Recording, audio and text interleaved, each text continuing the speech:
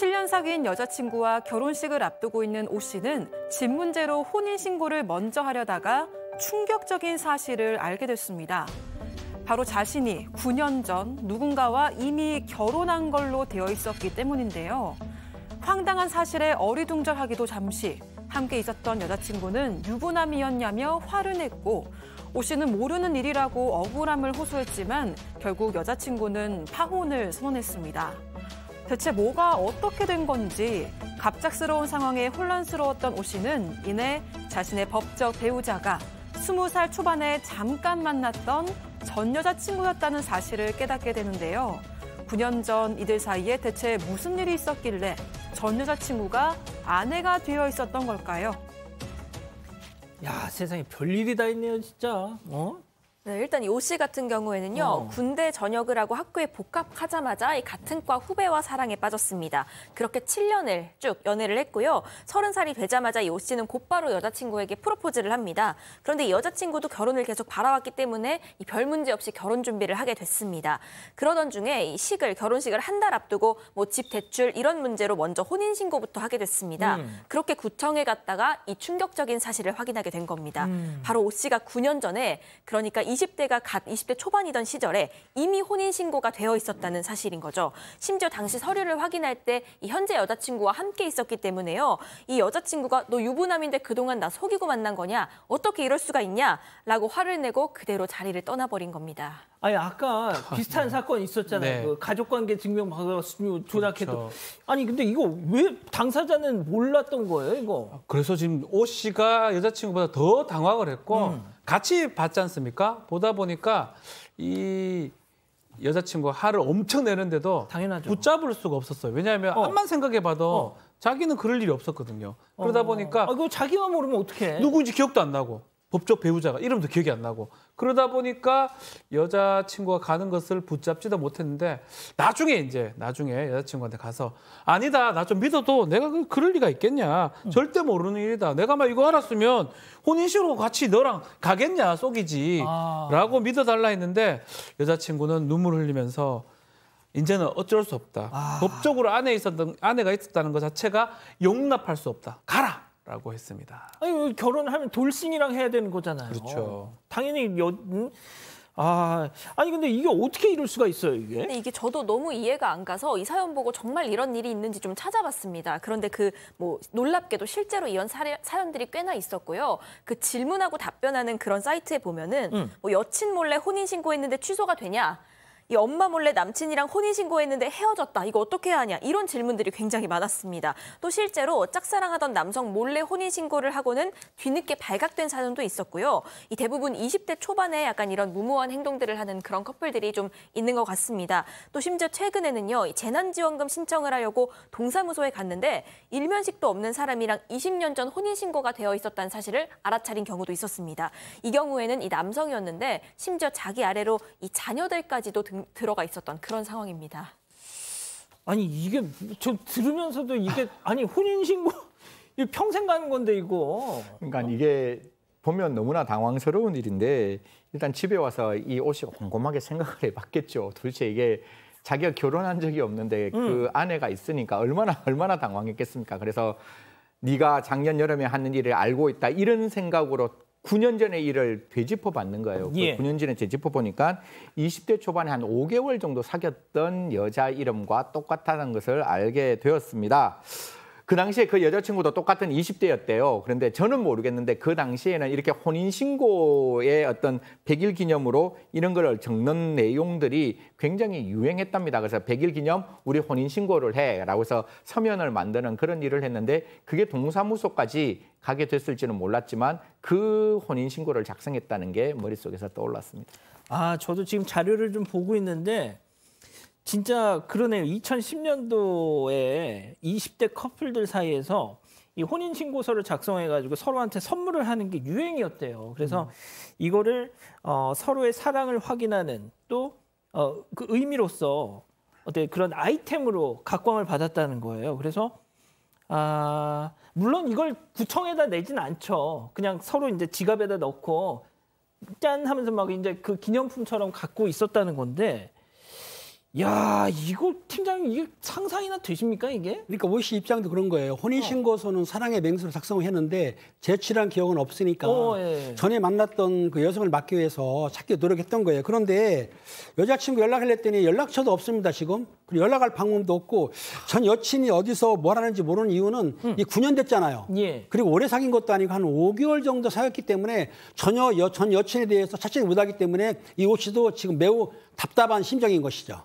야, 아니 그래도 어떻게든 이거 자꾸 찾을 수 있을 것 이혼을 해. 아 이거 뭐 말도 안 나오네. 이거 어떻게든 빨리 찾아야죠. 찾아야 그래도. 되는데 이게 왜 못 찾냐면 이 두 사람 만남이 조금 이 뭔가 이게 오랫동안 만남을 가진 것도 아닌 뿐더러 우리가 이제 속칭 헌팅이라 그러죠. 길 가다가 좀 마음에 드는 사람을 이렇게 찝어서 이렇게 만나는 그런 관계였다고 해요. 아이고. 무슨 모임으로서 만났으면 겹치는 지인들이 한 명이라도 있을 수밖에 없는데 겹친 사람이 없어요. 딱 둘밖에 없어요. 그래서 혼인신고 작성할 정도로 사랑은 막 불타올랐지만 또 그만큼 빨리 식었고요. 사실 그러다가 결국은 갈등이 커지고 얼마 안 가서 이 사랑은 깨지게 됐던 겁니다. 아, 길거리에서 헌팅을 아이고 참. 이게 결국 이게 뭐 100번 양보해서 장난으로 그런 걸 했을 수는 있어요. 근데 그냥 갖고만 있으면 이런 일이 안 났죠. 그걸 누군가가 이제 구청에다 이런 관청에다 제출을 했으니까 이 사달이 벌어진 거 아니에요, 팀장님? 그렇죠. 그런데 어쨌든 그 수소문을 지인 친구 통해 가지고 그 전 여친을 찾아다녔습니다. 찾았는데 그 여친을 찾았어요. 찾아가지고 이런 사실을 얘기하면서 그 지금 우리가 혼인신고 되어 있다 하니까 그 전 여친도 깜짝 놀란 거예요. 뭐라고 했냐면 나도 결혼해야 돼. 그리고 지금 임신 중이야. 그러니까 오히려 그 오 씨한테 뭐라고 했냐면 빨리 해결해 달라고 그랬습니다. 그리고 이제 빨리 해결해 가지고 이걸 없애달라고 하면서 부탁을 했다고 하는데 이 오 씨도 그 말을 듣고 참 답답하기도 하고 황당한 심정이 됐던 거죠. 자, 만약에 그 5개월 동안 만났던 그 여친이 지금 임신을 했다 그랬잖아요. 그래서 만약에 그 아이를 낳으면 오 씨한테 오 씨 아들로 들어가야 되는 거 아니에요, 지금? 응? 맞습니다.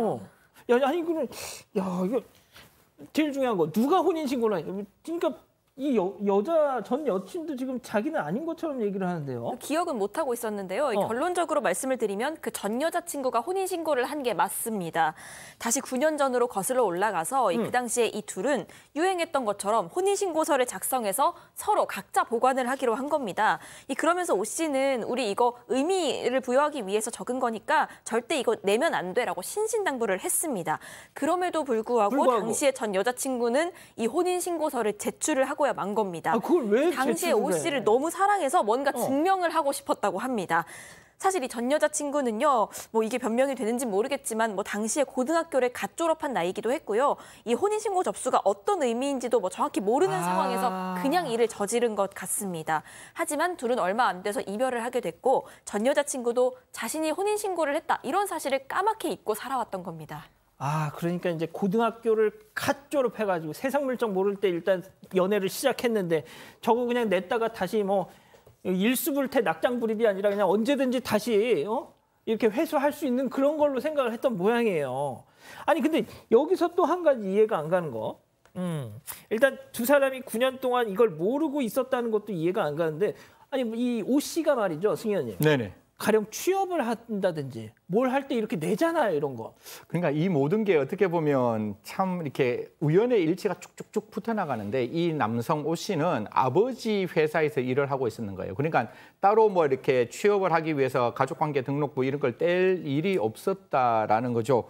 그리고 뭐 집을 산다든가 돈을 빌리지도 않았다고 합니다. 그러니까 굉장히 순탄하게 삶을 살고 지금 이제 여성과 결혼하려고 했는 거고, 그러면 반대편에 있는 이 여성, 옛날에 사귀었던 그 여성도 뭔가 문제가 있으면 빨리 알았으면 이게 뭔가 해결할 수도 있는 부분인데 이 여성도 제대로 된 직업이 없었기 때문에 구체적으로 그런 어떤 서류를 낼 가능성이 없었다라고 그렇게 보입니다. 근데 제가 알고는 민법의 기초적인 상식은 혼인신고를 할 때 성인 두 사람이 가서 같이 연대 보증을 해줘야 된다라고 저는 알고 있는데 이게 그냥 혼인신고서만 갖는 게 아니라 그때 있는 친구들도 둘이 좀 있었지 않았을까, 그런 부분들도 한번 저는 좀 찾아보는 게 어떨까 그렇게 생각. 말씀하신 대로 그 누구 이제 증인을 이렇게 세워야 되는데 그것도 친구들이 그렇게 해줬대요. 박 변호사님. 네. 야, 이게 진짜 안 되려고 하니까 모든 게 다 그냥 꼬여버린 거예요, 지금. 사실은 좀 안타까운 게 우리 법은 법률론주의입니다. 그만큼 혼인신고가 매우 중요합니다. 그 혼인신고가 있고 없고에 따라서 사실혼이냐 법률혼이냐 법적으로 아주 중요한 기준이 되는데 젊을 때 참 이게 뭐 실수라고 해야 될지 뭐 객기라고 해야 될지는 알 수 없는데 그걸로 해가지고 두 사람의 어떤 법률적 혼인 관계가 엄청나게 지금 제가 봤을 때는 심각하게 바뀌어버려요. 진짜 말했다시피 혼인 중에 태어난 자는 그 부의 자로 추정이 됩니다.